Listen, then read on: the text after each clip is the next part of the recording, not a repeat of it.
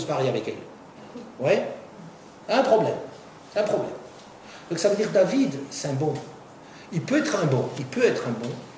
Parce qu'il a une étiquette dans le dos. Ouais. Pas très nette. Shaoul, il était trop bon. Shaoul, il était trop fort. Il était trop parfait. Shaoul, une bonne famille. Quelqu'un qui physiquement, il avait dépassé tout le monde, la tête et des épaules. Un homme qui était pur, comme on dit, Ben Shaoul, Ben Shana, Achat, Shaoul, Molko. Il était comme un nouveau-né, un nourrisson quand il a pris le pouvoir, tellement il n'avait jamais, il ne savait même pas ce que c'est que la faute. Un homme d'une pureté. C'est un homme exceptionnel. Shaoul est exceptionnel, exceptionnel. Mais ça n'a pas duré. Je vais vous expliquer après pourquoi. Mais Shaoul est un homme trop parfait. Ce n'est pas un bon dirigeant. Le vrai dirigeant, mais pourquoi on a donné un si bon dirigeant? Vous me direz, ça c'est parce que les Hébreux, ils voulaient un roi, un roi pour eux. Alors on leur a donné le meilleur roi qui existe, c'est Shaoul. Mais ce n'était pas le roi de la Torah. Le roi de la Torah, ce sera David. Mais le meilleur qui existe, c'est Shaoul. Oui, je continue. Deuxième explication. Pourquoi est-ce que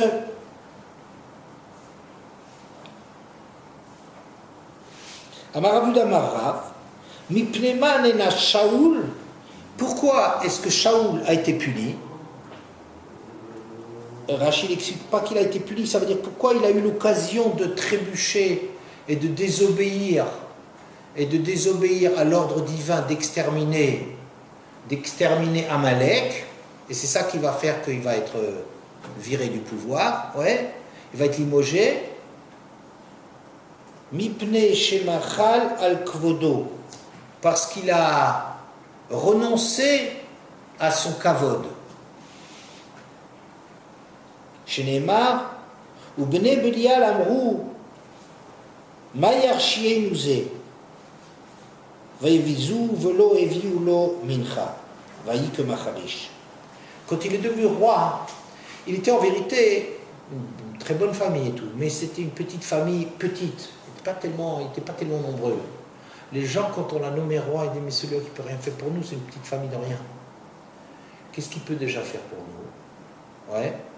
Et ils l'ont méprisé, et ils ne lui ont pas offert un cadeau quand il a été nommé roi, comme c'était l'habitude.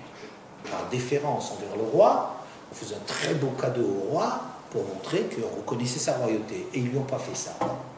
Et ce tzaddik de Shaoul, il a ravalé ça, il n'a rien dit. Il n'a rien dit. Ah, c'est un homme extraordinaire, Shaoul. Un homme plus qu'adorable. Voilà. C'est pour ça qu'il a été puni. Il ne faut pas être trop bon. Rachi explique. Vous savez la suite de l'histoire. Quand est-ce qu'il a été reconnu Shaoul? Vous savez quand est-ce que c'est la suite de l'histoire? Il y a eu les gens d'Amon. C'est une peuplade puissante à côté d'Israël. Qui sont venus et ils sont adressés à... Qui c'était au nez de... Je ne sais plus comment il s'appelait, 400 familles. Bon, ils leur ont dit... ou vous vous soumettez à nous et on vous crève l'œil droit, ou bien on vous tue. Et ils sont venus chez Shaoul, qui était roi d'Israël, mais roi, vous voyez, un peu minoré, quoi, hein, sans grande réputation. Shaoul, quand il a entendu une chose pareille, ils vont crever l'œil, ils agissent comme ça. Il a été rempli d'une fureur, quelque chose d'extraordinaire. Il a dit, ces gens-là, vous allez leur dire, vous allez gagner du temps, on va les avoir, ceux-là. Vous leur dites que dans 7 jours, vous leur donnerez la réponse, que vous avez besoin de 7 jours de réflexion. Shaoul, à ce moment-là, il a déchiré un taureau en 12 parties, il a envoyé aux différentes tribus, il dit, si jamais quelqu'un ne vient pas à la guerre avec moi, il ne vient pas à la guerre derrière moi, tous ces biens, je les déchirerai comme ça.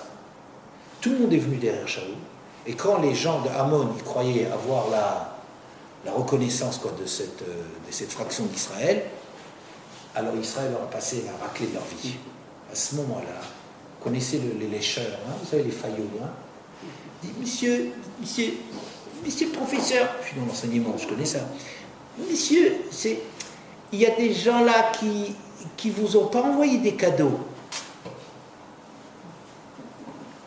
C'est là comme ça que ça revient, hein, c'est ce moment-là. Oui, eh ben, Shaoul l'a dit, non, on ne va pas salir un jour comme ça, on ne va pas ternir un jour de gloire comme ça tellement grand. Mais ce jour-là, il a été reconnu. C'est un grand homme, il a toujours été grand. Toujours été grand. Mais quelle était sa faute? Oui, alors sa faute, c'est parce qu'il s'est tu. Machal al-Kvodo. Et Rachid dit quelque chose. La vérité, c'est pas tellement la lumière, c'est le fait que je dois être une dame coquette qui oublie toujours ses lunettes. Mais là, Shaoul l'avo l'idée d'avoir chez Alav Nital Mimenu Malchut. Pourquoi il a été puni, Shaoul? C'est-à-dire d'en arriver à une situation sur laquelle on va lui enlever son pouvoir. Mipne chez Metrilat Malchuto Machal al-Kvodo Vegila al-Atzmo chez Eno Kodai Limnor. Parce qu'au début de son règne, donc dans cette histoire-là, quand les gens lui ont pas envoyé de cadeau et qu'il a ravalé cela, Machal al-Kvodo, il a renoncé à demander des comptes aux gens, à exiger le respect. Vegila al-Atzmo she'eno kodai limlor. Et il a montré avec ça qu'il était indigne de régner. Indigne de régner. Pourquoi il est indigne de régner? Parce qu'un roi, il est serviteur de la couronne. La couronne, c'est sur la tête du roi, c'est pas le roi. C'est au-dessus du roi, c'est sur le roi, mais au-dessus du roi, c'est pas le roi. On ne peut pas renoncer, on n'a pas un pouvoir de renoncer. Un Talmid Chacham, quelqu'un qui connaît la Torah, lui, il peut renoncer. Pourquoi? Parce que c'est sa Torah. C'est ses efforts, c'est une partie de lui-même. S'il a intégré de la Torah, il vit cela, eh bien c'est lui. Il est devenu quelque chose grâce à l'étude de la Torah, il est devenu quelque chose, il a le droit de renoncer. Un père peut renoncer au kavod des enfants. D'ailleurs, c'est très conseillé qu'un père doit savoir parfois fermer les yeux et ne pas avoir que des rapports comme ça de terrorisants par rapport aux enfants qui doivent bien apprendre à lui baiser les mains. Enfin, il y a beaucoup d'erreurs pédagogiques très graves, de parents qui imaginent que la Torah, qui parle du respect des parents, c'est sûr, elle exige ça comme ça, et parfois les relations sont comme ça, un peu de respect, de soumettre les enfants, et on paye après les pots cassés, on ne répare plus les choses. Mais un père a le droit de renoncer. Un Talmid Chacham, quelqu'un qui étudie la Torah, c'est sa Torah. Ou Torato et Geyomon Valayla. C'est sa Torah dans laquelle il étudie jour et nuit. Il a le droit de renoncer. Un roi n'a pas le droit, pourquoi? Parce que la couronne, c'est au-dessus de lui, c'est pas lui. Un roi ne possède pas la couronne. Il est soumis à la couronne. Or, maintenant je vais le dire, moi je pense que les deux explications qu'on a données, les deux raisons sur lesquelles Shaoul n'a pas fait long feu comme roi, un, c'était, pourquoi? Pardon? La première raison? Trop parfait. Il était trop parfait. Oui.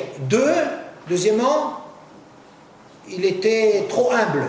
Il était trop... Oui. Un ave, oui. Pardon? Plein d'humilité. Plein d'humilité, extraordinairement humble. Quand il a été nommé roi, il s'est caché. Pourquoi? Il n'osait pas le dire. Il savait que ça va créer des frustrations. Extraordinaire, Shaoul, un homme exceptionnel. Ce mot dit,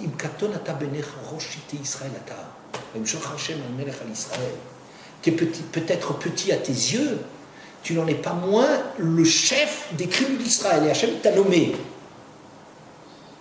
Or, un homme, il peut lui-même s'identifier au pouvoir. Un homme qui est tellement grand. C'est le problème de Yosef. Tous les descendants de Yosef, ils ont ce problème-là. Ce n'est pas des bons rois.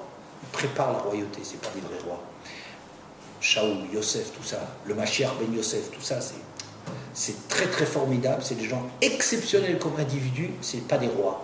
Parce que c'est des gens qui sont tellement extraordinaires que finalement, ils s'identifient avec le pouvoir. Il croit que le pouvoir, quelque part, ça lui appartient parce qu'il est lui-même, il est tellement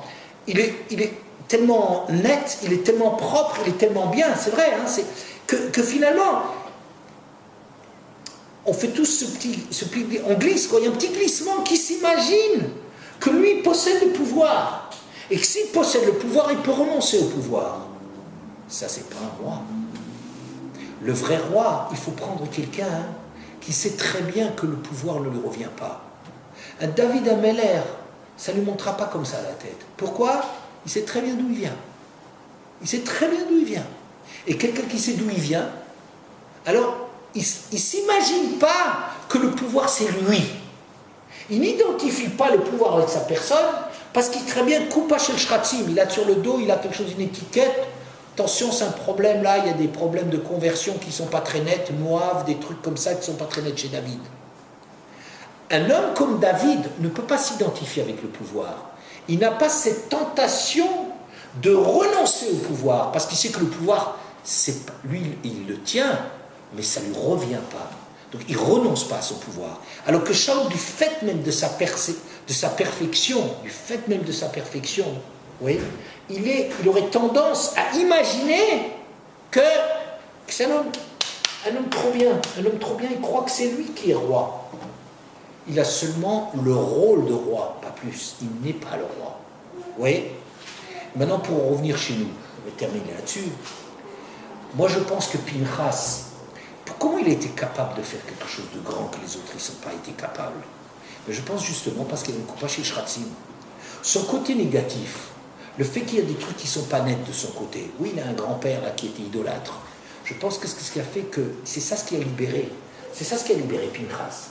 Parce que Pinchas, il n'a pas... C'est un homme qui, dans son rapport au pouvoir, dans son rapport à l'action, dans sa façon d'être dans la vie, il a parfaitement conscience que c'est un homme sur lequel il y a à redire. Et c'est ça ce qui permet. C'est ça ce qui permet à un homme d'avoir la force d'intervenir bien. Ça veut dire, je crois que, enfin, moi je retiendrai un petit peu dans cette succession les successions anormales, les gens qui, on n'aurait pas attendu qu'ils soient rois, on n'aurait pas attendu que ce soit des dirigeants, oui, eh bien vous savez, les fils de Moshe, vous savez pourquoi ils ne sont pas les dirigeants du peuple juif? Parce que c'est les fils de Moshe. Justement, cette espèce de comment ça se fait, demande la Gemara, qu'on a rarement des grands de la génération qui ont des enfants qui sont grands de la génération. C'est rare. Vous savez pourquoi? Il y a plusieurs raisons qui sont données. Mais une des raisons, parce qu'ils ont l'impression qu'ils sont héritiers. Ça leur revient quelque part. Vous comprenez? Et la Gemara commence à dire méfiez-vous des fils des pauvres. Les fils des pauvres, respectez-les. La Torah sortira d'eux. Ça veut dire les gens qui vivent, qui ont des complexes, qui sont des pauvres, des rien du tout, méfiez-vous de cela. Ça, c'est des gens qui ont un moteur, c'est des gens qui ont un dynamisme, c'est des gens dont la Torah sort. Mais les gens qui ont les dons, c'est des gens extrêmement doués, les fils des personnages, des gdolim, des grands qui sont tellement forts dans la Torah. Vous imaginez que leur enfant au berceau, il est plus fort que moi à 60 ans pour expliquer la Torah. Ils ont ça dans le lait maternel, ils ont déjà ça. Oui, mais c'est rare que ça donne quelque chose de percutant, vraiment percutant. Pourquoi? Parce que c'est des gens qui n'ont pas de problème. Nous, ça, c'est ça ce que je voudrais dire, ce point-là. Ce point-là, on ne doit pas se cacher. Cette façon de vouloir éliminer les problèmes, parce que si on commençait à gratter, il y a toujours des cadavres dans les placards, il y a des histoires obscures, et nous, on aime socialement, essayer de se faire valoir socialement parlant, de présenter une face comme ça très irréprochable, de la jouer à la Shaoul. Shaoul, il était vraiment comme ça. Mais d'essayer comme ça de montrer comme ça une image, c'est la plus grande faute qu'on peut faire contre soi-même. On se trahit soi-même. Parce que quelqu'un qui masque les problèmes qu'il a, il a tué la possibilité, le moteur. Quel est le moteur qu'on a? C'est qu'on a des complexes. Là, il a un complexe parce qu'il est petit. L'autre, il a un complexe parce qu'il est gros. Là, il est complexe parce qu'il n'a pas des grands résultats, il n'a pas des grands diplômes. Là, il a des complexes parce que ses parents, ce n'étaient pas des gens extraordinaires. Là, il est complexé parce que ses parents sont divorcés. Là, parce qu'il n'a pas d'enfants. Là, parce que... Tout le monde en a tous un paquet comme ça. On a tous un paquet. C'est notre plus grande chance. Le paquet qu'on a, que nous, on voudrait éliminer. Am Yotse Mimitzraïm. Si nous, on arrive à garder comme ça cette espèce d'image de nous Et alors? Oui, c'est vrai. Le problème, c'est pas de la jouer. Le problème, c'est d'assumer que, j'ai des problèmes. Chacun a des problèmes. Alors quoi? Ah, on ne sera pas apprécié par des trucs. Le problème, c'est de faire quelque chose de sa vie, d'avoir quelque chose qui va apporter quelque chose dans le monde. Pas de faire semblant et d'ignorer là où on est.